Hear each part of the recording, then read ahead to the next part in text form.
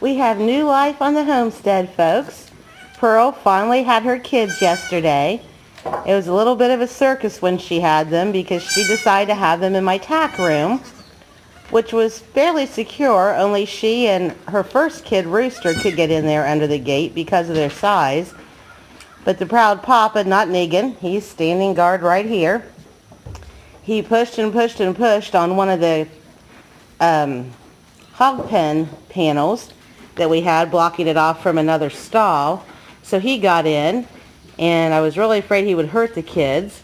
And worse than that, he did what I was really concerned he would do, try to mount Pearl, which she still had not fully expelled the afterbirth.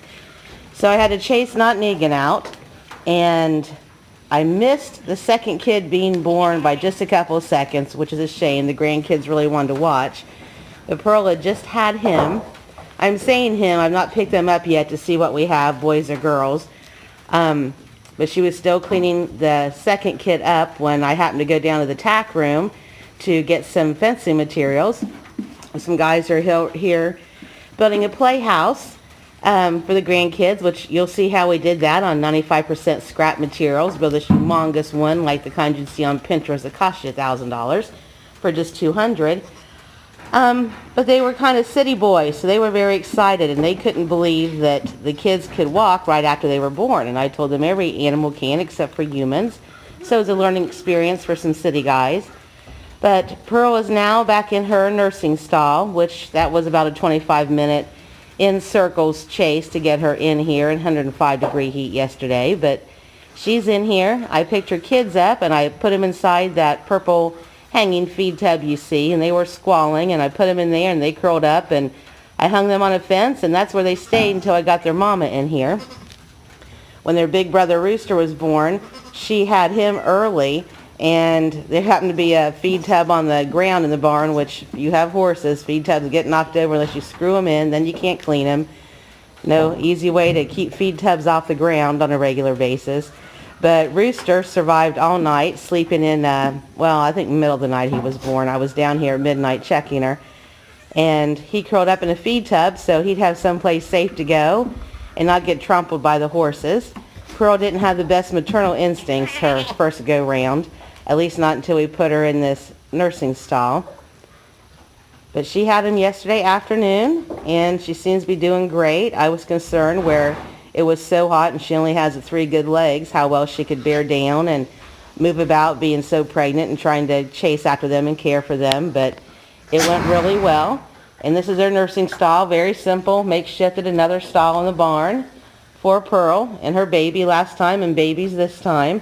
Once they get situated, I'll put some things in here that the kids can play on and keep them entertained.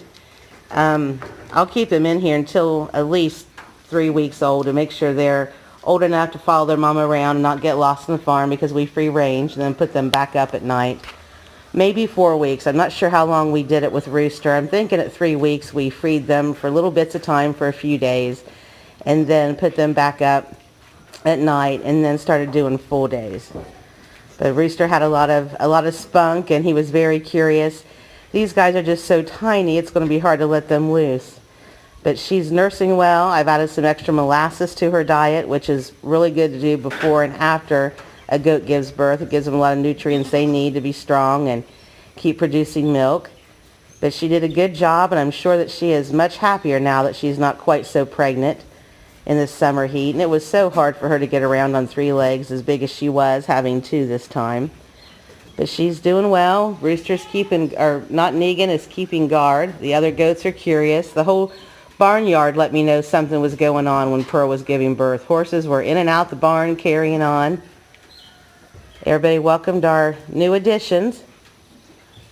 They don't have names yet. I need to find out if they're boy or girls so we don't go through what we did with the 2 goats that I received as a Mother's Day present that we were told were 5-year-old nannies. They ended up being 5-year-old wethers. And by the time we figured out that they were boys, when I decided to take a look, not assuming I needed to, they already had female names and knew them. So they're referred to as the girly boys now, and their names will forever be Octavia and Lagatha. I tried to change it, but it just didn't work. They learned their names, and since that's how we taught them to free range, I just wasn't going to mess with it. They don't seem to mind, kind of a whole boy named Sue thing.